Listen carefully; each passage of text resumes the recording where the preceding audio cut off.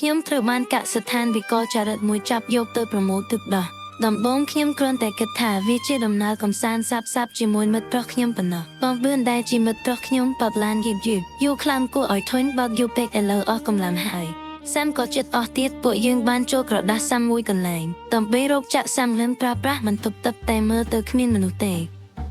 ពួកយើងក៏បន្តដំណើរបន្តទៅរកកន្លែងញ៉ាំអីតាមផ្លូវខ្ញុំឃើញតង់ដែលគេបោះចោលមិនដឹងថាមនុស្សដែលនៅទីនោះទៅនៅអស់ទេខ្ញុំចាប់ផ្ដើមមានអារម្មណ៍មិនសុខក្នុងខ្លួនប៉ុន្តែបងបឿននិយាយថាខ្ញុំគិតច្រើនពេកហើយខ្ញុំក៏ព្យាយាមសម្រួលអារម្មណ៍តាមផ្លូវពួកយើងឈប់ជួយស្ត្រីម្នាក់ដែលខូចឡានតែជំនួសឲ្យការអរគុណនាងវិលមកស្រែកស្ដីបន្ទោសនិងមើលងាយយើងទៅវិញ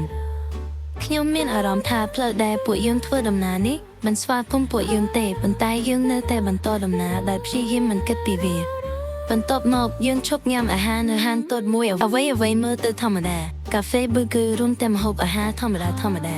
បរិសម្នាក់ខ្សឹបប្រាប់ខ្ញុំថាទីនេះគ្មានសុវត្ថិភាពទេបេះដូងខ្ញុំស្អិតភ្លាមបងបឿនមិនបានខ្វល់ខ្វាយប៉ុន្មានទេខុសពីខ្ញុំយប់នោះយើងអស់កម្លាំងខ្លាំងពេកទើបយល់ព្រមទៅស្នាក់នៅកូនកាបេនតម្លៃធូរថ្លៃមួយកន្លែងនោះមើលទៅគួរឲ្យខ្លាចប៉ុន្តែបងបឿននិយាយថាវាល្អជាងបើកឡានទេល្ងឹតម្ចាស់កាបេននិយាយច្រើនសួរក៏ច្រើនហើយចាប់អារម្មណ៍លើយើងទាំងពីរជាខ្លាំងខ្ញុំមានអារម្មណ៍មិនប្រក្រតីទីនេះដូចជាមិនស្រួលប៉ុន្តែយប់ជ្រៅទៅហើយណាមិញអស់កម្លាំងពីការធ្វើដំណើរផ្លូវឆ្ងាយផងក៏សម្រេចថាសម្រាប់មួយយប់ទៅយប់នោះខ្ញុំគេងមិនស្ងប់ទេបុរសពាក់ម៉ាស់ម្នាក់គេងពីក្រោមគ្រែរបស់ពួកយើងព្រឹកឡើងបងបឿនបាត់ខ្លួនសំឡេងស្រែកមួយបានបន្លឺឡើងភាពភ័យខ្លាចគ្របដណ្ដប់លើខ្ញុំទាំងស្រុងខ្ញុំត្រូវបានចាប់ដោយក្រុមពាក់ម៉ាស់នោះហើយនោះជាពេលដែលខ្ញុំដឹងការពិតថាទីនេះមិនមែនជាកាបេនសម្រាប់ភ្ញៀវទេវាជាកសិដ្ឋានចាប់បងខំមនុស្ស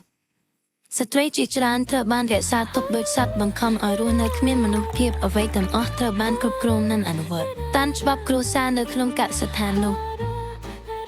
ខ្ញុំជួបស្ត្រីផ្សេងអ្នកខ្លះនៅទីនេះរាប់ឆ្នាំមានខ្លះបោះបង់ក្តីសង្ឃឹមរបស់ខ្លួនពីការរត់ចេញពីទីនេះខ្លះទៀតខូចចិត្តដល់ថ្នាក់មិនរត់លេងបានអ្នកថែរក្សាកន្លែងនេះមួយចំនួនចិត្តត្រជាក់ដូចថ្មមួយចំនួនវិញដូចក្មេងដែលមិនយល់អំពីអ្វីដែលខ្លួនធ្វើនោះទេ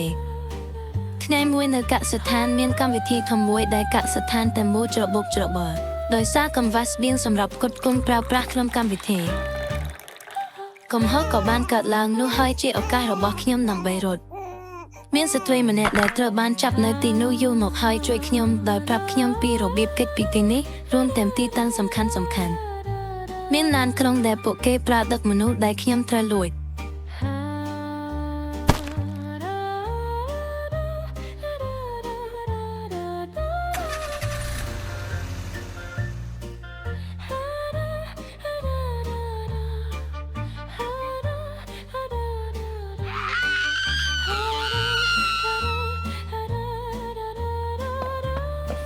សូឡានត្រូវបានលាក់ទុកនៅក្នុងបន្ទប់ខាងក្រោយផ្ទះចិត្តមិនអួច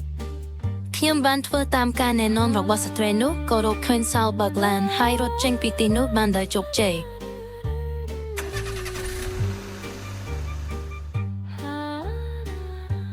ចាប់ពីថ្ងៃនេះតទៅ